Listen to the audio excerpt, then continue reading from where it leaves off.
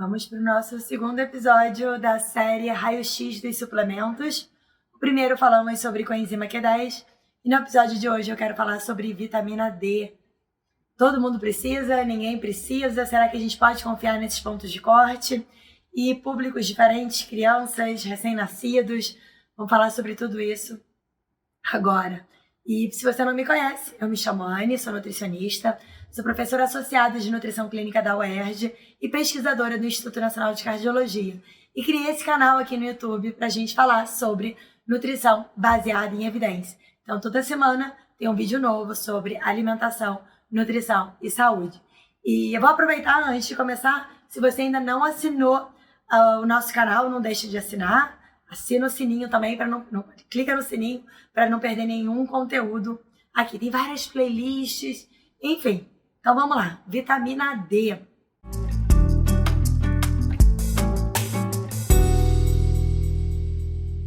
A vitamina D é unânime, se não é o suplemento mais utilizado hoje, só deve perder para o ômega 3, mas é um suplemento utilizado no mundo todo. Talvez essa suplementação seja porque existe realmente uma deficiência, a baixa exposição ao sol, cada vez menos exercício ao ar livre, a gente passa, principalmente no período de pandemia, muito dentro de casa, e a vitamina D, ela precisa da exposição ao sol para poder se tornar ativa. Então, a gente consome a vitamina D em uma forma, ela passa por uma ativação no intestino e uma segunda ativação na pele. Então, a gente precisa dessa exposição ao sol para ter uma vitamina D ou o formato de 1,25 de hidroxicólicalciferol ativo. E a vitamina D, ela tem uma ação muito importante na saúde óssea, mas ela atua principalmente aumentando a absorção de cálcio a nível intestinal e garantindo essa fixação do cálcio a nível ósseo. A vitamina D tem 1000 funções, ela é um pró-hormônio e eu não vou falar de todas elas aqui, porque senão esse vídeo vai ficar muito extenso. Mas vamos lá, vamos falar sobre a suplementação. E antes de fazer qualquer tipo de suplementação, é importante avaliar o nível sérico, fazer um exame laboratorial e solicitar nível de vitamina D. A gente só vai fazer a suplementação em caso de deficiência. Então, a gente precisa desse valor do exame. Não é para sair suplementando todo mundo. O melhor indicador de vitamina D não é a 1,25 que eu falei para vocês, que é aquela que é ativada pela pele, mas sim a 25 hidroxicólicalciferol. Esse é o melhor indicador de deficiência da vitamina D e que é o que os laboratórios dosam de rotina. Ele acaba tendo pouca flutuação, estando bem relacionado à questão da ingestão, alimentar, absorção, enfim. Esse nível de 25 hidroxicólicalciferol ou 25 vitamina D, ele é um bom marcador, ele sofre pouca influência, pouca flutuação, e ele é um bom marcador dessa produção cutânea também de vitamina D. Ele se relaciona. Bem, para quem a gente vai solicitar a dosagem da vitamina D? Então, para crianças, gestantes, nutrizes, adultos, idosos, tem um grupo de risco que vai ser importante a gente estar avaliando, estar dosando. Pacientes que usam de alguns medicamentos que podem estar depletando a vitamina D, situações de osteoporose, osteomalácia, osteopenia, própria doença renal crônica, doenças também desabsortivas, como a doença celíaca. Então, são alguns dos públicos que a gente tem que ficar de olho para dosar e avaliar a necessidade da suplementação. A gente sabe que os pacientes com obesidade tendem a ter uma vitamina D sérica mais baixa, porque a vitamina D, por ela ser lipossolúvel, ela acaba ficando estocada no tecido adiposo e o nível do sangue cai. Então, a gente tem que estar suplementando em uma dose um pouco maior ou essa pessoa está perdendo peso. Idosos também, a gente tem uma baixa exposição solar e baixa produção cutânea, então também tem que ficar de olho, é um grupo de risco importante. Para quem suplementar? Segundo o mais recente posicionamento da Sociedade Brasileira de Endocrinologia e Metabolismo, eles falam numa vitamina D menor do que 20.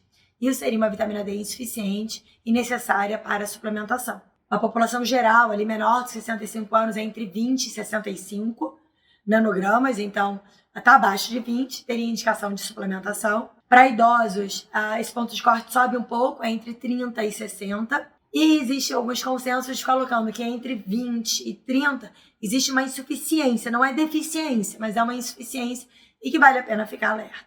Bem, tem uma série de artigos que apontam que a gente conseguir manter o nível sérico aproximadamente de 20 nanogramas, isso indica que as suas funções, dependentes da vitamina D, estão bem funcionantes para 97% da população. Ou seja, essa agonia de se suplementar para ficar mais do que 40 é totalmente não fundamentada. Crianças e adolescentes precisaria de uma suplementação rotineira? Se expõe ao sol, uma atividade ao ar livre, ali 2, 3 vezes por semana, não precisa. Tá? O que a gente faz suplementação de vitamina D é no bebezinho, e para nutrir. O bebê logo que ele nasce, ele vai receber, após o primeiro mês, vitamina D, ferro, existe um protocolo de suplementação. Mas isso não se estende ao longo da infância da criança. O máximo que o profissional nutricionista pode prescrever chega a 4.000 unidades. Mas a gente consegue bons resultados com 800 a 1.000 unidades internacionais. O nutricionista poderia prescrever uma dose semanal de vitamina D. A gente vê 50.000 UIs por semana. Então, o que a gente pode prescrever é uma dose diária de 4.000.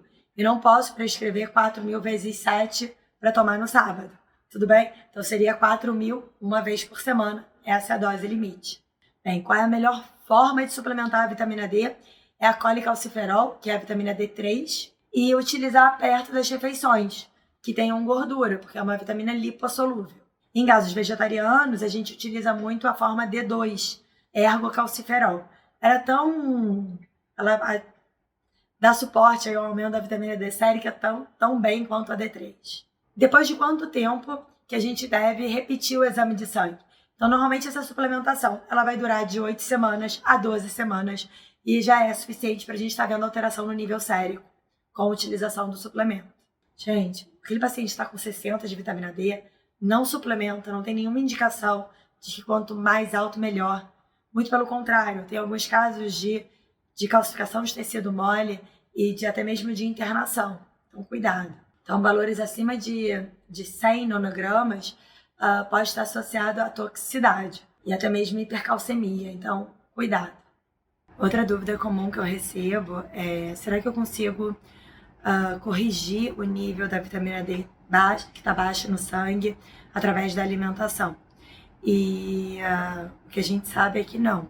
Tá? A gente vai precisar fazer o uso da suplementação por conta da quantidade de vitamina D nos alimentos será bem baixinha e não é suficiente para a gente estar fazendo essa reposição.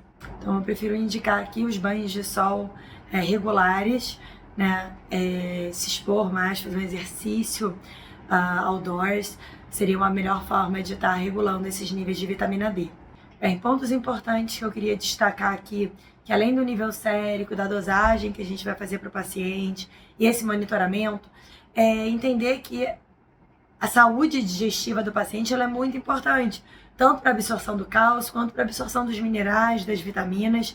Então, se é um paciente que tem várias deficiências nutricionais, isso pode ser decorrente a uma desabsorção. Então, faz uma avaliação da escala de Bristol, avalia como está essa função, tanto da mastigação, quanto da digestão, quanto da eliminação das fezes, porque às vezes a gente fica pensando na suplementação e a gente está com o intestino mais irritado, o intestino com as tight junctions prejudicadas, então a gente tem que ter esse cuidado especial quando a gente fala de alimentação e suplementação.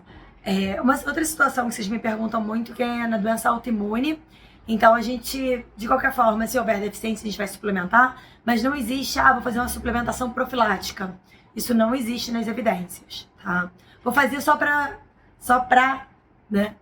se precisar. Não, né? Nem na doença autoimune, nem de uma maneira geral para a população. Então, a própria sociedade, a Sociedade Brasileira de Reumatologia, ela não indica vitamina D para tratamento de doença autoimune e nem para prevenção, tá? Então, tem um pouco de cautela aí nesses protocolos que existem por aí para tratamento de doença autoimune com a vitamina D. Então, a Sociedade de Reumatologia não aprova. Então, cuidado tanto com a autoprescrição. Se um profissional te prescrever uma dose alta, conversa com ele ou busca uma outra opinião. Também saiu recentemente uma discussão sobre vitamina D e Covid, mas também não tem evidências robustas que se indique a suplementação profilática. Nas doenças cardiovasculares é o mesmo consenso. Se houver uma deficiência e abaixo de 20, a gente vai fazer uso da suplementação, mas não tem indicação nenhuma paciente com algum risco cardiovascular de manter essa vitamina D ainda mais alta com o objetivo de prevenção. Não. E até mesmo em casos de fratura, que seria a principal indicação aí, né, mais conhecida da vitamina D, tem alguns estudos que compararam a vitamina D com e sem cálcio, e não houve prevenção de fratura óssea com a utilização da suplementação. Esse ensaio clínico ele envolveu 26 mil participantes com maiores de 50 anos, sem deficiência de vitamina D, com baixa massa óssea ou osteoporose. E eles tomaram placebo ou 2.000 unidades de D3 por dia, foram acompanhados por 5 anos. E eles viram que a suplementação de D3 não teve um efeito significativo na diminuição do risco total de fraturas. E também não teve efeito com o uso de cálcio adjuvante. Então, o que a gente pode concluir? Não tem apoio científico para utilizar a vitamina D para prevenção de fratura. E meta-análises importantes mostram que a suplementação nem para queda nem para fratura são indicadas. Outro público que a gente fala muito de vitamina D é diabetes tipo 1, diabetes tipo 2. Sociedades médicas também não apoiam a vitamina D para prevenção. Para depressão, essas informações elas se repetem, então também não tem indicação de manter níveis séricos nem usar a vitamina D para tratamento. Eu poderia ficar aqui o vídeo todo, de repente até o dia inteiro, falando de todas as condições médicas que se utiliza, protocolos, altas doses preventivas, e o que a gente tem na literatura não dá respaldo para essas práticas. Então, atenção. Se ficou alguma dúvida, se alguma coisa eu falei e você não concorda, coloca aqui na seção de comentários que eu vou ter o maior prazer em te ajudar.